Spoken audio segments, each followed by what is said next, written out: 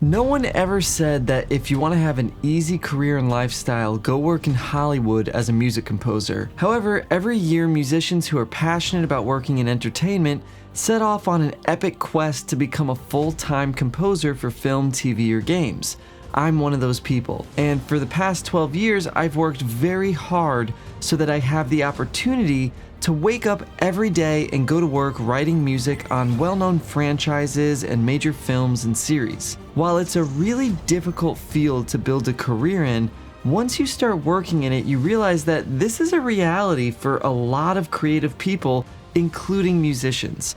And with that said, there are of course lots of people who struggle to find work in this field, so I wanted to make this video to discuss what choices or qualities I feel have helped me to build a sustainable career and why some composers may be struggling to go full-time. My goal here is that by the end of this video, you're going to have a list of actionable steps that you can take to eventually spend your days composing music on projects that you're excited to be a part of, as I've had the opportunity to do. So before we get started though, if this type of content is something that you look for to help you learn and grow your career as a musician, please just take a split second to like the video and subscribe to the channel, because doing so not only will ensure that you're exposed to more valuable free content like this, but it's also an enormous help, and it's what allows me to continue putting out free videos for aspiring musicians just like you. Also, check out modernmediacomposer.com just in case you're looking for more resources made to help media composers at all different levels in their career. So, why do some aspiring composers struggle to go full-time, and how was I able to overcome that obstacle? Let's dive in. The first thing I want to talk about is going where the money is. The fact of the matter is, if you're trying to go full-time in any field, even an artistic field like composing, money still matters because you can't afford to do the work if you're not getting paid. Hopefully that goes without saying. However, I see a lot of young composers trying to make money from people that simply don't have any. So what do I mean by this? A lot of composers are looking for gigs, and I'm not talking about just their very first gig to sort of test the waters of the craft, but they look for the majority of their gigs online from places like Kickstarter, IMDb, or they find indie shorts, they message really small game startups. Basically, they're consistently working really hard, putting a lot of energy into being a part of projects that statistically will yield fewer results over the course of their career. So to be crystal clear here, I am by no means saying that you shouldn't do these small projects, especially when you're starting out. It's a great way to meet people, and some creators may eventually elevate their status over time, which means that early relationships may end up being really beneficial in the long term. But my point here is that putting all your eggs into that one basket, I see a lot of composers doing this, and I'm just suggesting it's not always the best strategy. It's important to understand that the overwhelming majority, over 90% of independent films, don't make money. And when we're talking about independent shorts, not many people are creating those with the idea that they're going to get a return on their investment. Therefore, the music budgets on these projects are very, very low.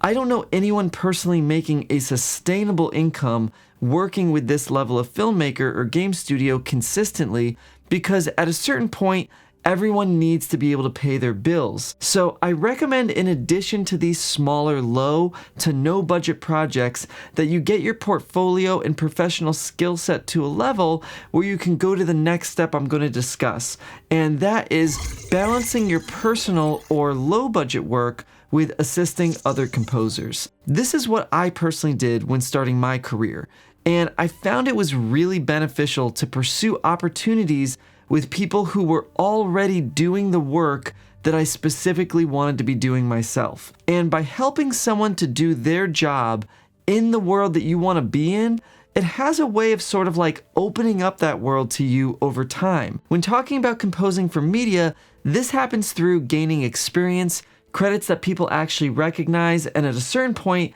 it can help you to actually make your own contacts. Again, I'm not saying that this should be the only thing that you do. keep meeting those creative people that are starting out at a similar level that we discussed in the previous section.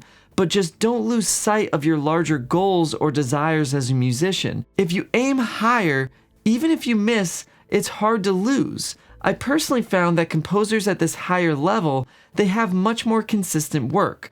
And by opening up your services as a musician to them, you in turn are going to have more consistent work. Additionally, composing is a very small and tight-knit community.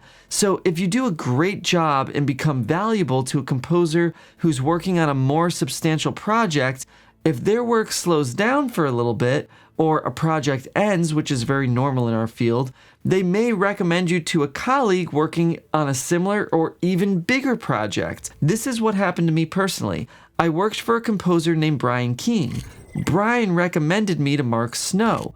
Mark Snow recommended me to Sean Callery, and all of that experience landed me in Junkie XL's studio for a while. At a certain point in my career, I was writing additional music for 3 composers at a time, so believe me, through this route, I consistently had more work writing music every day than I could possibly have dreamed of when I started this career. And the flow of work lasted for many, many years, which, while I was doing that work, I was not only getting paid, I was not only supporting myself and my family, but I was actually learning a ton.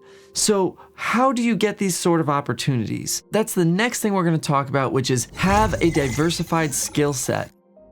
I mention this a lot, and it's really worth repeating because I personally believe that repetition is the key to mastery. What allowed me to get on so many different projects with different composers and ultimately ensured that I was able to not just support myself comfortably, but my entire family, was that I have a very diversified skill set. So some projects I got involved with because I know how to create sample instruments. Other projects I was brought in to write epic superhero action music for a large orchestra. And then on other projects, I was asked to write very minimal sound design scores that required a broader knowledge of production quality. So having a diversified skill set as a musician and a creator can attract many opportunities that, when added together, again, you may eventually find yourself with more work than you can possibly handle, because these are all in-demand skills that productions may need from you, either as a lead composer on a project or as a composer that's in a supporting role. Now, a lot of people that hear me talk about support positions working for other composers comment about how rare or difficult these positions are to obtain, or they talk about their personal location, saying that there's no composers around them. So let's talk about all these points next, because it doesn't matter what career you're trying to succeed in. The main thing that you should focus on is that you need to be a problem solver. Truthfully, that's all composing is. That's all any business is, in my personal opinion. Being a music artist and a composer in general, there's a lot more artistry to it, and I'm not ignoring that at all. But in my personal experience, at the end of the day, as a media composer, there's a creative product being built, and it's either a film, a series, or a game.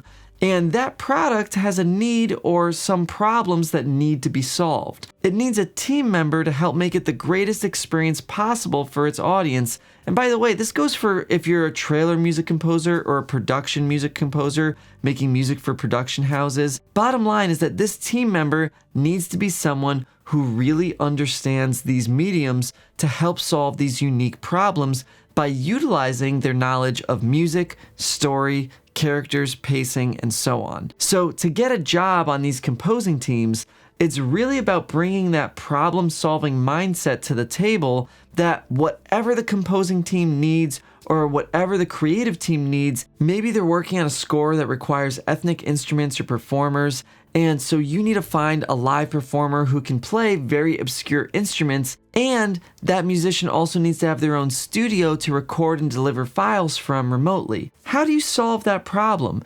Do you have relationships or a database of musicians you know that can perform on the score?